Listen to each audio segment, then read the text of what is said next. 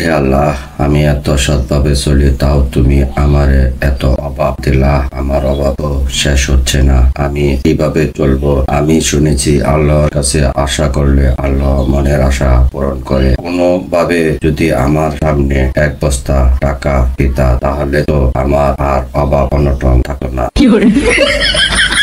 হে বান্দা, আল্লাহ তোর মনের আশা পূরণ করেছে।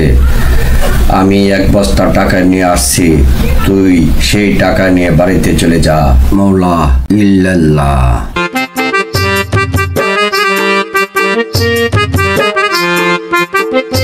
দেখি তো কানারা কিভাবে হাঁটে, আমি চোখ মুঞ্জা হাইটে দিই, কানার মতো হাঁটতে পারি কিনা।